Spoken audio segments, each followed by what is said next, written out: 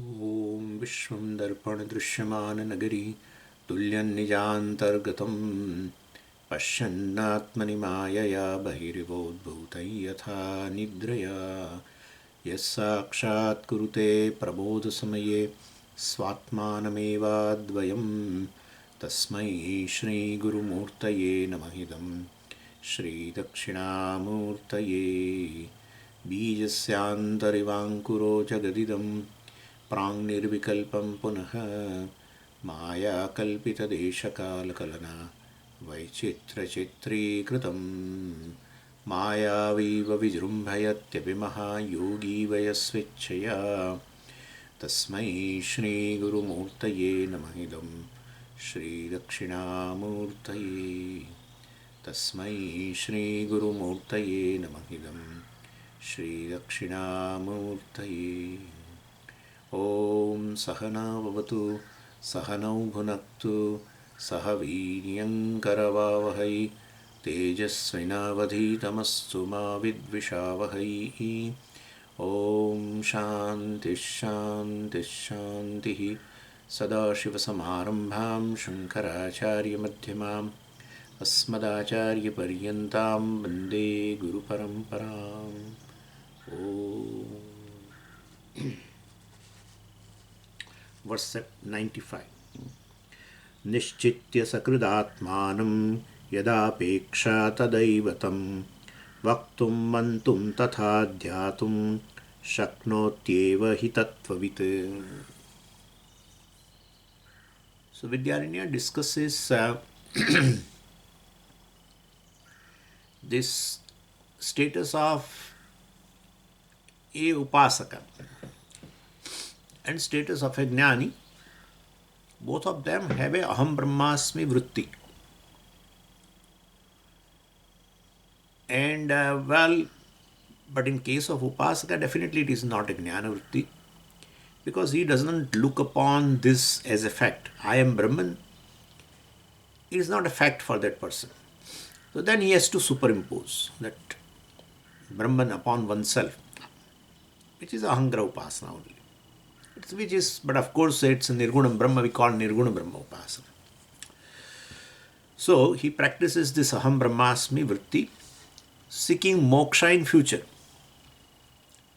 I am a seeker and moksha is something which is sought. In future I will definitely gain moksha. With that misunderstanding, it's a misunderstanding, because the fact is that he is, at this moment, here itself he is Brahman. Brahman being all pervading, he should have understood that the very I, there cannot be I without Brahman, and there cannot be Brahman without I. Only thing is, one is, the Brahman obtains as a aham. One has to know in one's own mind. This aham, which is invariably present in all the thoughts, which appears as a knower, etc. But the very basis of the knower, known everything, is this consciousness which never goes, never comes. That consciousness is limitless, invariably present in all the states. That is real I. What is obtained as the I, which is the I notion actually, placing the I sense in the mind, placing the I sense in the senses, placing the I sense in the body. Well, that is also I, but that's a functional I. Really speaking, the truth of that even functional I is the real I, the consciousness. So I am consciousness. This is the way only to know Brahman. There is no other way. There is no other way. It can never be an object of thought. Definitely it is. And it should be known in this fashion. So, we also discussed the Chidabhasa, etc. That Aham Brahmasmi, etc. is illumined by the consciousness. Everything else is illumined by Chidabhasa. Ultimately, again, by consciousness. But the very I thought, Aham Brahmasmi, even that Akhandakara Vritti, etc., which I talked to yesterday, last time, Friday. So that is this is only way to know. Only way to know Brahman is this. Yoveda nihitam guhayam parame vyomanda, etc. etc. And other than that, if I will know the Brahman like I know the pot, I know the clay, I know the computer, same way, well, someday I will come to know Brahman as an object of thought. That would be a misleading thing. The very basis of the thought. It's not an object of the thought, because of which the thought is possible, because of which the very mind is able to function, because of which the mind is and mind is able to function. Yen manasana manute yena ahur manomatam tadeva brahmatvam vidhi nedam yadidam upasate. One definitely has to know as the very basis of the mind. We call sometimes as a witness of the mind, etc. Witness of the thoughts. In and through every thought, what is there is just Brahman, consciousness. There is no thought independent of consciousness. So, like in the way, in and through what is there is just water. Water need not be a wave to exist, but a wave to exist, definitely it should be pervaded by water. So it is immanent, at the same time transcends both. It's immanent in everything, immanent in all the thoughts, immanent in mind, and at the same time transcends the mind. In absence of the function of the mind, even the mind resolves in the deep sleep state, while I, the consciousness, continue. And so the consciousness never go, never come. Definitely this Chidabhasa, etc. come and go. And therefore the very I notion comes and goes. Ahankara comes and goes. That is true. But the real I, which never goes, never comes. It always is. That's it. Which comes and goes is mithya. Because its existence is dependent upon this consciousness which ever is. And that consciousness is self-existent, self-illuminating. Thought is not self-illuminating. Thought illumines any object on account of I, the consciousness, etc. Like that, one has to know. Anyway, so this, aham brahmasmi vritti, etc. But this upasaka has to basically maintain this vritti. So, and he looks upon moksha, etc. as a sort which he thinks he will gain in future. And so, since upasana is a karma, preservation of upasana, requires a preservation of aham brahmasmi vritti also, all the time. So he spends most of the time in preserving this, depending upon how much intensity he has for the moksha. He feels that, I want moksha, and moksha is away from me, but this upasana is going to help me, and then he will have a commitment for the upasana also.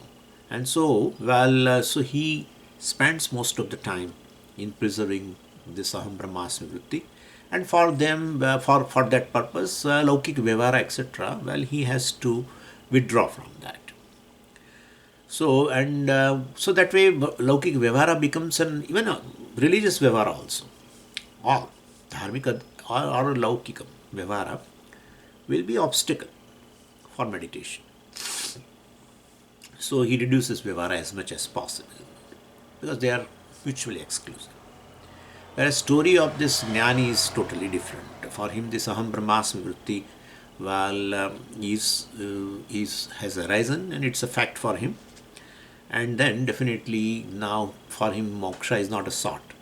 He understood that the moksha which I was seeking is myself alone. Atma is a moksha. And so jnani need not preserve this aham brahmasmi vritti. Once he gains knowledge, we have seen several examples where once you gain a jnanam, you need not have to maintain that in form of a thoughts. You need not have to. So this person also has not to maintain this aham brahmasmi vritti.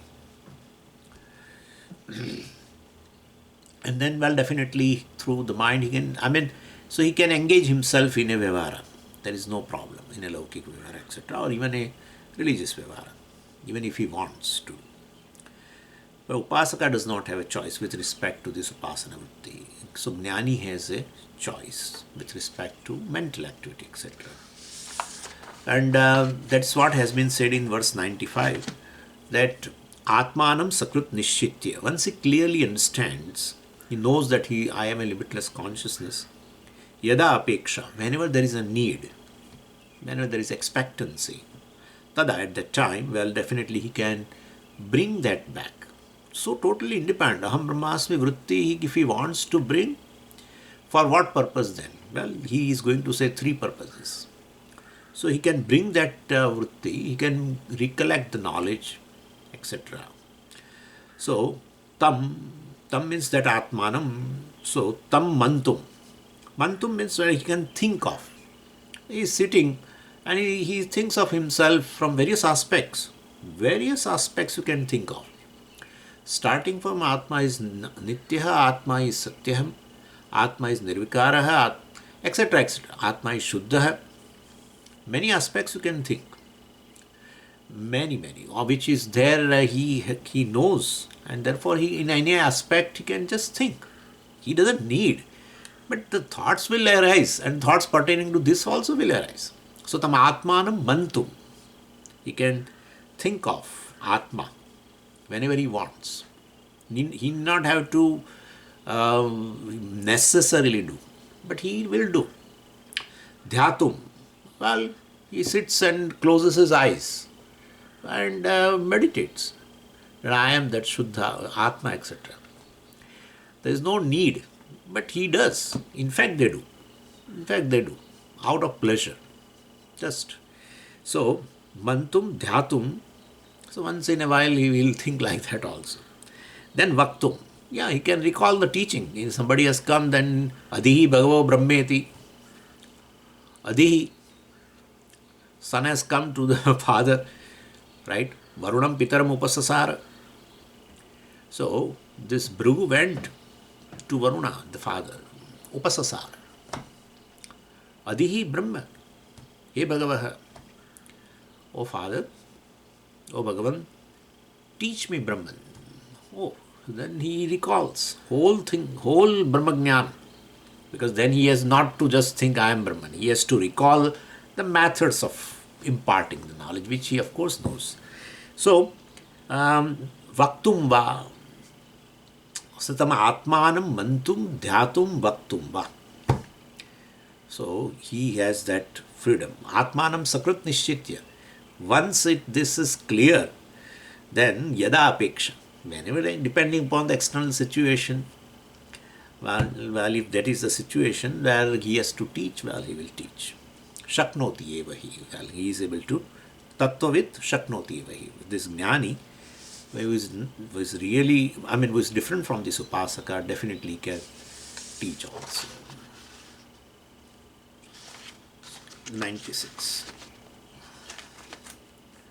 Upasaka iva dhyanan laukikam vismared yadi vismaratveva sadhyanat vismrutirnatu vedanat.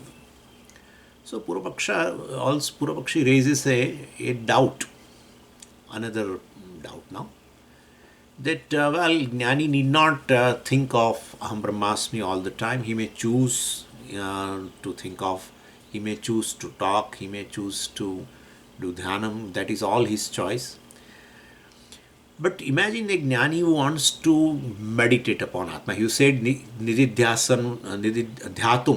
shaknoti. This Jnani is able to meditate. Suppose, let us say, then Jnani is able to meditate and he is meditating. And now in other room, the Upasaka also is meditating. Right? He is also maintaining this Aham Brahmasmi Vritti, meditating. He is also free from Vyavara. Jnani is also meditating and with his choice. But he is meditating right now. So definitely in that case, he is also has to be free from Vyavara. If he wants to meditate, if he chooses to meditate, he has to be free from Vyavara. So Purvapakshi says, well, because of involvement in meditation, in case of Jnani, so Jnani is also not able to do Laukika Vyavara at that time because of his commitment to meditation. So in case of Jnani also, then definitely his Jnanam has become opposed to Vyavara. So you said Upasaka is basically meditating and therefore definitely cannot do Vyavara. Transaction is not possible. Whenever any meditation, when you meditate, of course, you cannot do Vyavara. That's for sure. So, Upasaka definitely is a meditator and he definitely has to free himself from all the Vyavara and he can meditate. But Jnani, with the choice also when he meditates, definitely he cannot do Vyavara. Therefore, his Jnanam, let us take it as opposed to this Vyavara. So, Dhyayan, meditating Jnani, etc. While Laukikam Vismaret, Laukikam, Vyavara means Vismaret, well, he has to ignore this Vyavara. So, like exactly like what? Like meditating Upasaka. And then you said this Jnanam is not opposed to Vyavara, etc. But when he meditates, definitely he cannot do Vyavara, and therefore, why not we take that Jnanam also is opposed to Vyavara, not just Upasana, etc. So, Dhyayan Laukikam Vismaret, Laukika Vyavara, well, he remains away from that. Jnani also at the time of meditation. So, well, this is a Purvapaksha. Siddhanti says, Yadi, means if you are saying like this, Saha Vismaratu eva. Let him ignore Laukik Vyavara while meditating, depending upon his choice, he wants to meditate. Then Vyavara is not possible. Well, so let him ignore Vyavara. What is wrong in that? Sa Vismruti, but that avoiding Sa Vismruti, that ignoring the Vyavara, etc., Dhyanat, it's caused by meditation, but natu Vedanat. It's never caused by the knowledge. Just because the knowledge has arisen, therefore Vyavara is not possible. That's not so. He has a knowledge. He wants to meditate, he meditates. At that time he may not do Vyavara. But that is Dhyanat Vismrutihi. So because of the Dhyanam, when he sits in meditation, definitely he cannot do Vyavara. That's what is a big deal in this. So Dhyanat Vismrutihi Bhavati, Sa Vismrutihi Bhavatu. So let it be because of the meditation. Nadu Vedanat. Just because you meditate, you will lose your knowledge. That's not the case. That is his choice. Even our case, like doing a Gayatri Upasana in Sandhya Vandanam, well, you meditate on Lord Sun. But your knowledge that there is no sunrise, at the sunrise you are meditating on Lord Sun. At the same time, your knowledge that there is no sunrise never goes away. So, since you are meditating at that time, you are not doing any Vyavara. But any meditation, Vyavara is not there, therefore your knowledge but regarding a certain fact will go away. That will not be the case. So, Laukika Vyavara means watching the sunrise. And Dharmika Vyavara, etc., religious transaction in terms of Sandhya Vandanam. Either way, Laukik Vyavara or Laukik Vyavara, Dharmika Vyavara, I mean, either way you do, whatever knowledge you have pertaining to that phenomena, fact, will never go away. Whereas for this person, for Upasaka, there is no knowledge. He doesn't have a knowledge, so he is constantly superimposing this Brahman upon oneself in order for a certain purpose. It's a karma, it's a manas karma, and it has a very much advantage of getting rid of certain obstacles, so the knowledge will be clear to him. So for that purpose he is doing, and that is fine. And that is opposed to Vyavara, that is fine. But there is no knowledge there. Here, well, he is just meditating, and therefore this Jnani, meditating, and therefore is free from Vyavara. But his Jnanam will never, just because he meditates and free from Vyavara, the Jnanam goes away, and like that it is not. So, Sa Vismrutihi Dhyanat Bhavati, Sa Vismrutihi Vedanat Na Bhavati. We can put like this in Anvaya.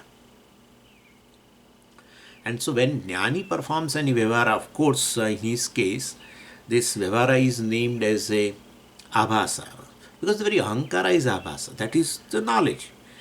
That Ahankara, etc. I mean, if association with the mind, etc., well, I am a Ahankara. That's I notion. I am a Karta also. And that Kartrutvam is Mithya, etc., is very clear. And therefore, whatever he does, any Vyavara, even a religious Vyavara, being a Grihastha, may be doing Sandhya Vandanam also. So, well, that is karma bhasa. That is not real karma. Because the very kartrutvam is abhasa. Mithya. Therefore, karma also is abhasa. And therefore, his jnanam and this karma bhasa will not be opposed to each other. Jnanam and karma samuchaya cannot be done, but jnana karma abhasa samuchaya, that combination is possible. It doesn't disturb jnana. Verse 97. Dhyanam tvaichikametasya vedananmuktisiddhitah jnanadeva tu kaivalyam iti shastreshu dindimaha. So here Vidyaranya says, suppose there is a meditating upasaka, and who has that vritti, avritti, and the vritti is basically, for him it's a Brahma, aham brahmasmi, I am Brahman is a Brahma for that person, but that Brahma is definitely helpful to that person, because the fact is he is Brahman. Therefore, I am Brahma, that kind of, but he says I am not Brahman, that's actually a Brahma. And so that person definitely superimposes upon himself. That I am Brahman, I am really not Brahman, I am a seeker only, but I am Brahman, let me superimpose upon myself and do the meditation. But that Brahma will help the person, ultimately, that we have seen. That's how it's called Samvadi Brahma. And that Samvadi Brahma Avrutti he is doing. That's a Upasaka. And then the other side, he is, because we said Dhyatum, so, he is the Jnani also has chosen to meditate. So, they both of them look same, because both of them are doing Aham Brahmasmi. So, here Vritti Avrutti can be Aham Brahmasmi also, and then Aham Nityosmi, Aham Shuddhosmi, etc., etc. Aham Muktosmi, Aham Asangosmi. So many things are there. One can definitely meditate upon Brahman with choice. Even after getting knowledge, one can meditate from and can choose any line. So Aham Asangosmi someday, just like that, and that is possible. Therefore, both of them are from outside. They look same. Both of them are free from Vyavara, etc. And maybe both of them are following a certain rule also, or may not be following. This Upasaka will definitely follow because he wants a karma phala, so will definitely, there are certain rules, 8 or 9 rules are there for Dhyanam, discussed in 6th chapter of Bhagavad Gita. Shucho deshe pratisthapya sthiramasanam atmanah, etc., etc. There are several. Prana, pano, samau, krutva, etc. So there are 8 or 9 rules are regarding the place, regarding time, regarding your posture. So all these things he is observing and meditating, Upasaka. And our Jnani may do that, may not do that. He is just sitting in the chair and doing also. Either way. But anyway, both of them, but look from outside, they look same. That free from Vyavara, etc. So, but internal condition is very, very different. And so etasya, for this Jnani, when, etasya means for this Jnani, when people ask him what all sadhana he practices, he just smiles. Because really speaking, that is his choice. Not that he is meditating for abidance, etc. He has already gained an abidance, clarity, etc. is there. And therefore, in that case, if someone asks to him, but how many hours you meditate, etc., that he smiles actually. He has chosen to meditate and he is doing. Not that meditation is required for him, unlike our that Upasaka. So, etasya means for the Jnani, dhyanam to aichikam. So, meditation is optional. Aichikam means, ichchataha bhavati. So, meditation is totally optional. Why? Vedanat mukti siddhitaha, because he has claimed the mukti. So, there is no question of he has not attained mukti and he has to gain mukti, etc. He has already gained that mukti through Mahavakya Vichara. And that is Aham Brahmasmi itself is a Samanadikaranyam there. and Samanadhikaranam is there, then for Visheshana Vishesha will be there. Like Visheshana Vishesha Sambandha, both Visheshana and Vishesha both will have in a Samanadhikaranam. So, well, this, this Satyam Jnanam Anantam Brahma, the Bhashakara discusses this at a length. This Satyam Jnanam Anantam and Brahma, all the four words are having the Samanadhikaranyam. And Samanadhikaranyam is there, therefore there is a Visheshana Vishesha Bhava Sambandha. So, Satyam Jnanam Anantam may be the Visheshana and Brahman is a Vishesha. Then they say, no, that's not possible. Here, it's a question, it's a Lakshana Lakshya Sambandha, etc. So all these are Lakshana. Satyam Jnanam Anandam are Lakshana. Brahman is a Laksham actually. And therefore, how Lakshana, that is Bhagatyaga Lakshana, etc.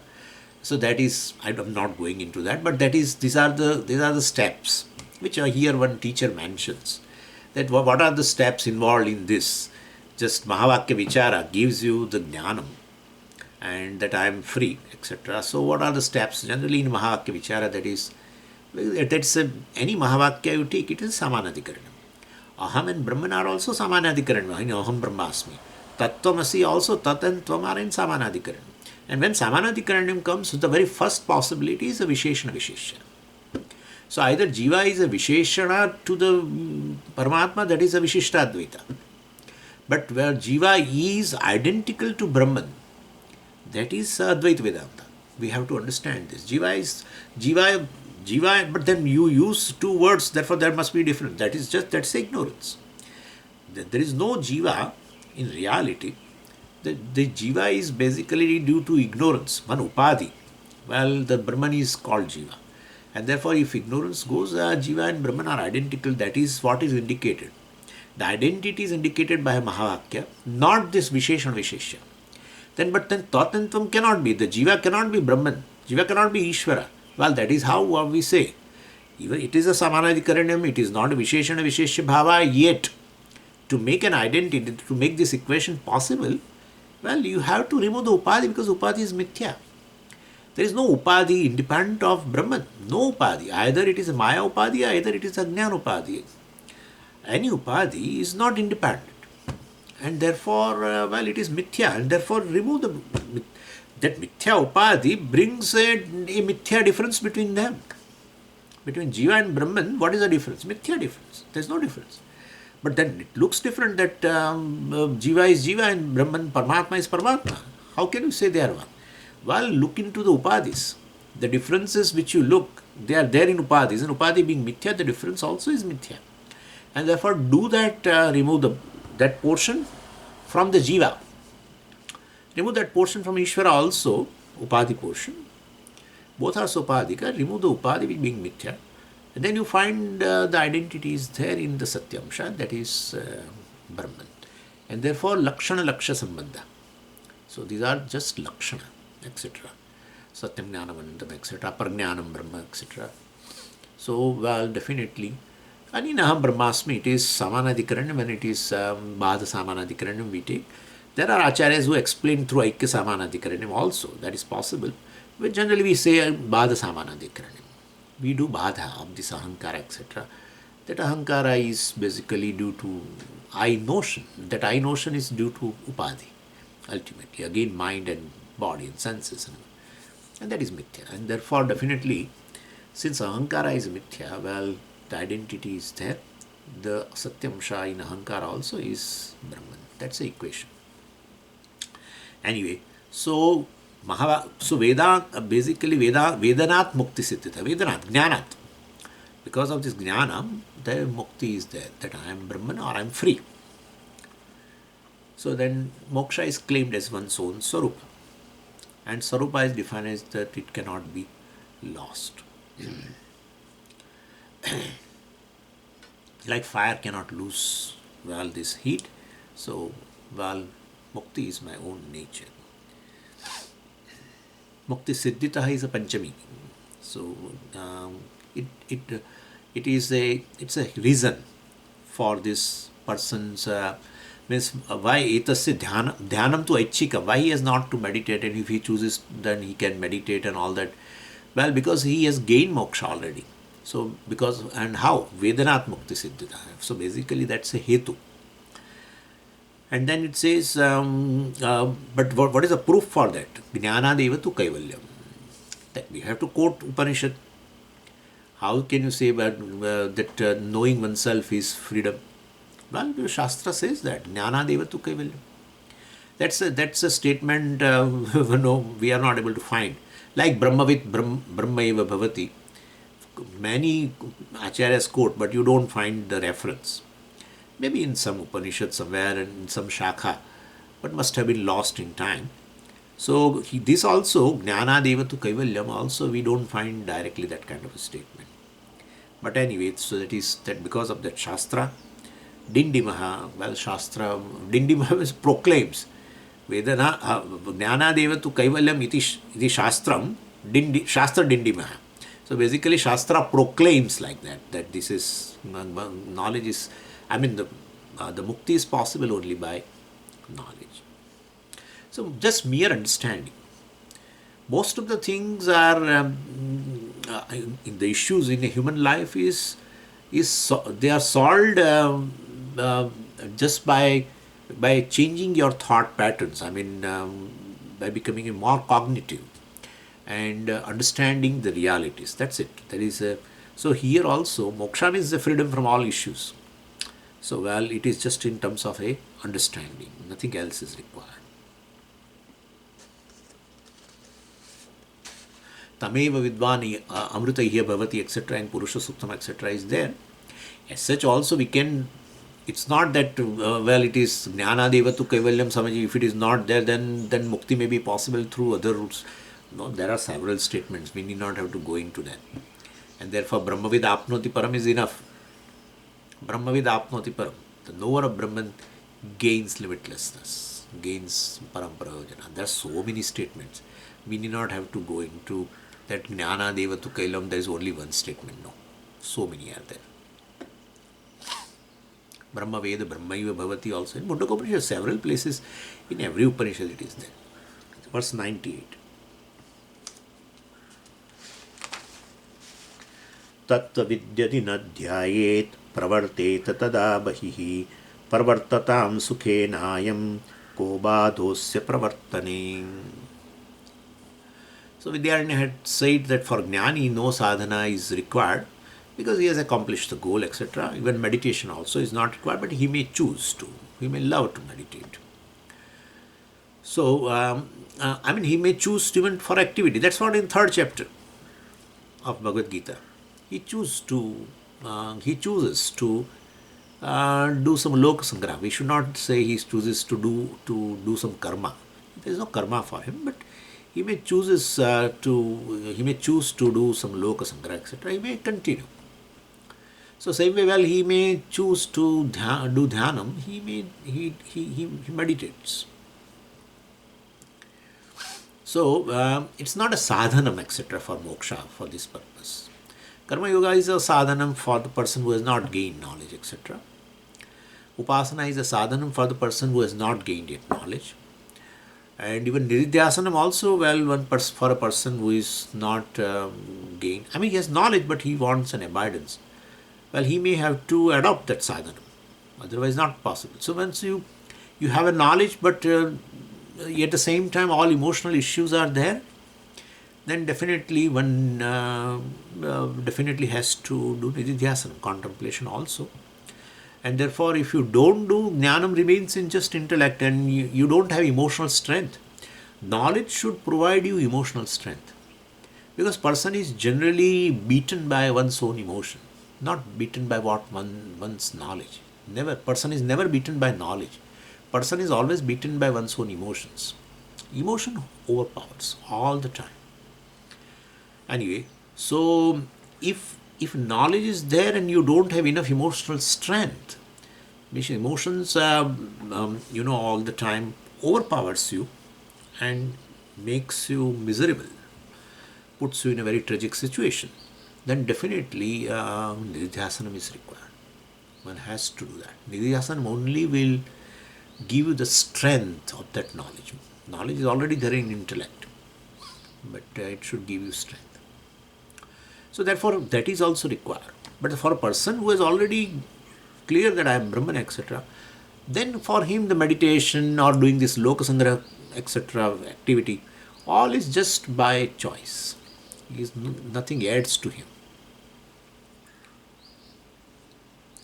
And so it looks like slowly, the picture is arising like this, that the person will, there is no control over him. Looks like that. Because he's totally free. So therefore there is no control of anything.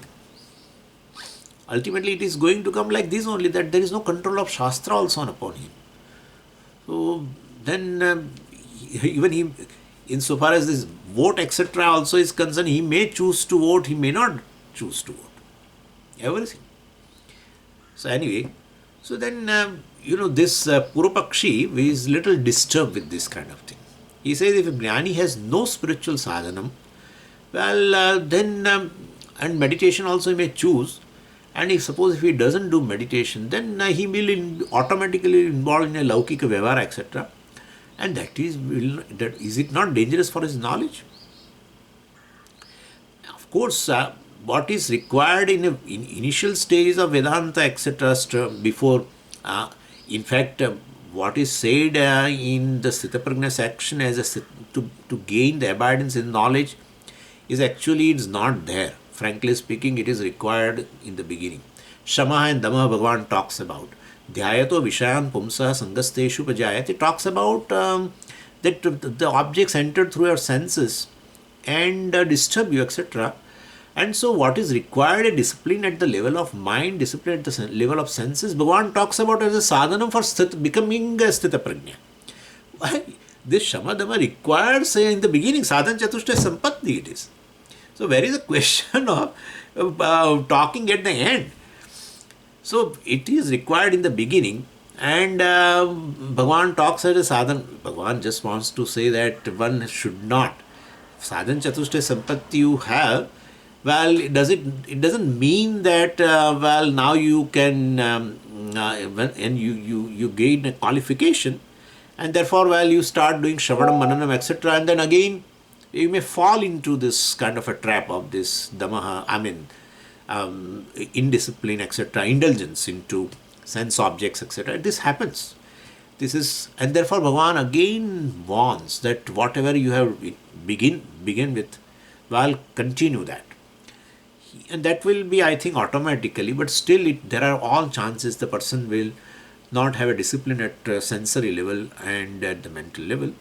And therefore, then the knowledge, even if he has gained through Shravana Mananam, will not allow him to gain abidance into that. He will not be able to own up that. And therefore, well, of course, Nididhyasanam is required, but other than Nididhyasanam, Bhagavan has talked about only two things in the Prajna section. Between after 56 onwards, and last 2-3 verses, he again talked about Lakshana of the Sthita Prajna, but in between he talked about a Sthita Prajna sadhanam. And three things only, Shamaha, Damaha and Nididhyasanam. Only three are required. So basically, these are they are not the Shama, Dama, etc., they are obstacles, basic. That is true. But here, for a Jnani, well, he is one who has gained an abidance. For him, there is no restriction of this Samaha, Dama, etc. So it looks like it is a very dangerous thing to his moksha, to this abidance. Yadi tattvavit na dhyayet, he is asking. If a Jnani does not meditate, tada, then bahi pravartet. Well, he may get involved in some external activities. And he may get involved in external activities. Well, his senses will come in contact with many objects. Accordingly, his mind will have all kinds of thoughts. And certain objects which have entered in his mind will disturb him also. And if it disturbs his mind, etc., then his abidance in knowledge will go away also. That is what he wants to convey here. So, well, is it not a threat? If he engages himself in external activities and all kinds of objects enter, because your senses are open gates. And when the gates are open, anybody will enter. There is no restriction. So, for Nididhyasan Karta, of course, you said Shamadama, but what about this person who has gained knowledge and gained abundance? He may choose to meditate, he may choose to do Vyavahara, etc. You said, Lok Sangra also may do. We feel it is a danger to his abidance, etc., to his moksha. Vidyaరణya says, Pravartatam. Well, let Jnani get involved in any Vyavahara. Let him increase the activity also. So, there is no harm.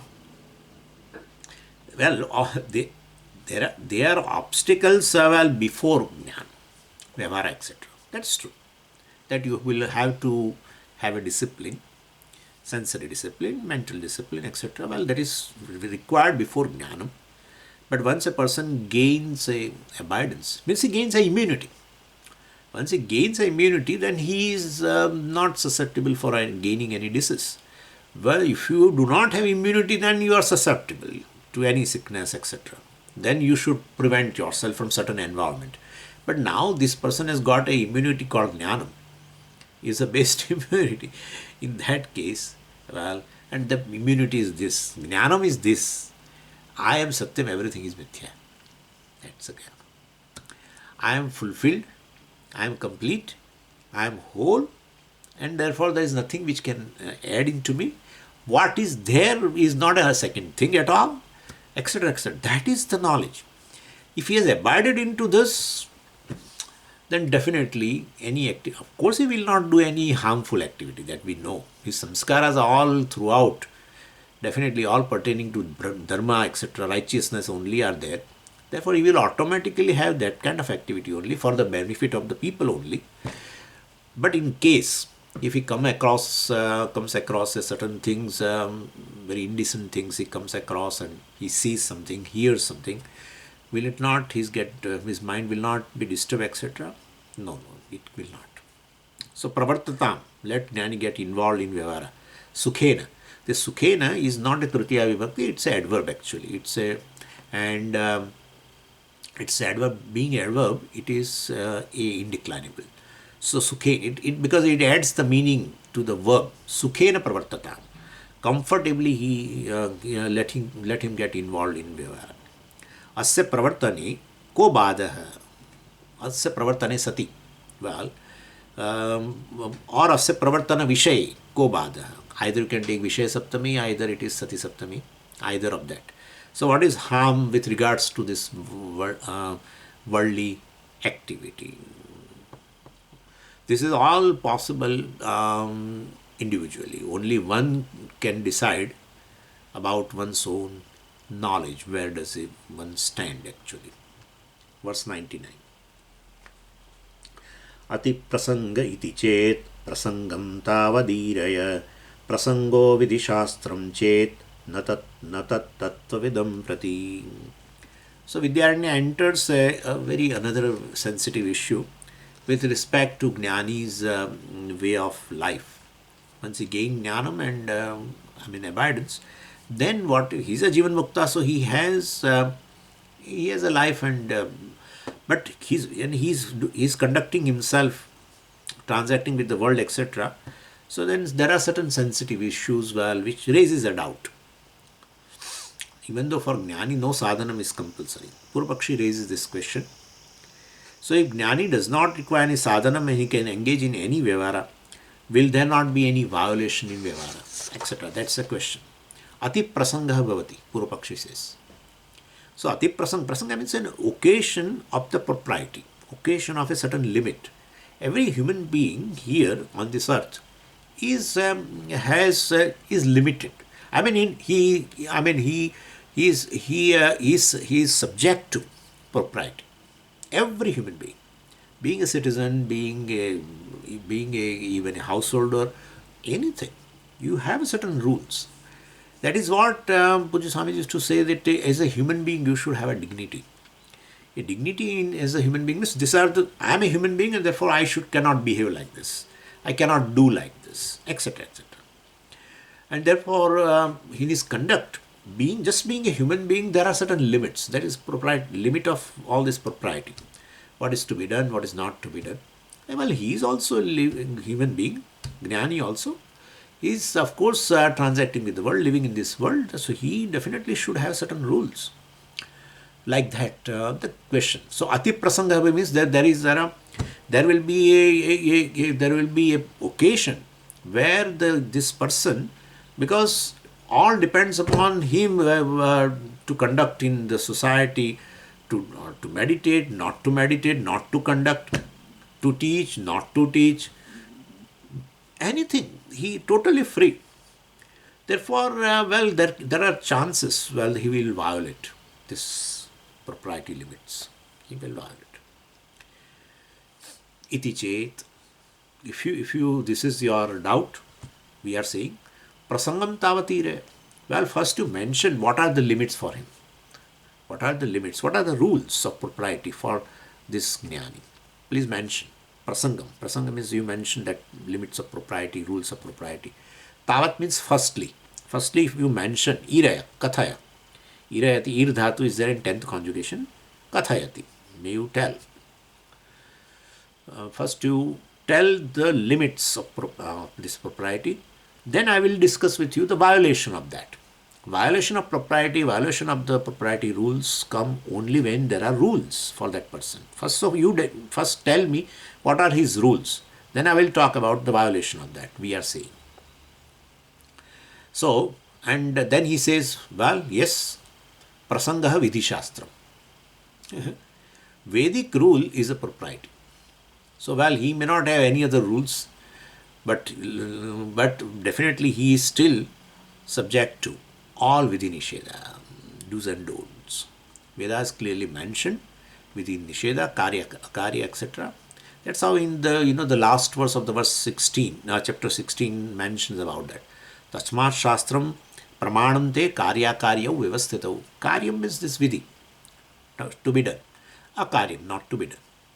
Tasmat shastram pramanante. Shastra alone is the means of knowing this, rules of propriety. Like the constitution, exactly like this. Through everything ultimately should be constitutional. Whether it is a parliament, whether it is a court, ultimately everyone has to resort to constitution. Oh, this constitution so and so article says that. Under that we take this decision or we give this judgment or whatever. So either a judiciary, either executive or either this our legislative. All the three bodies are there. Well, all of them have to ultimately resort to constitution. So same way here also, any human being ultimately, he's under the rule of constitution, that is shastra. This is to be done, this is not to be done, etc. So if jnani is given freedom, then he violates even this injunctions of vidhi shastra and nisheda of the shastra. That is what we are telling you. He is saying ati prasangaha. So his lifestyle may not be in keeping with Vedic rules. So Vidyaranya gives a bold answer where that whole vidhi nisheda is not applicable to jnani. Tattvavidam prati, with respect to this jnani, it is not there. Tattvavidam prati prasanga vidhi shastram chet na tat. Tat na. That is not there. This vidhi nisheda is not there. Tattvavidam prati. Towards this jnani, tattvavidam, tattvit means jnani. Tattvam janati iti. Tattvam vetti iti tattvit. So, with respect to jnani, it is not there. Even Veda's rules also are not applicable to him. Well, then the question will arise that he leads a very licentious life. Yatheshtachara. This kind of a doubt is raised in many shastras. Even by Bhashyakara also it is raised. And therefore, it is to be answered, and we will see in the next class. Om Purnamadav Purnamidam Purnat Purnamudachyate Purnasya Purnamadaya Purnameva Vashishyate. Om Shanti Shanti Shanti.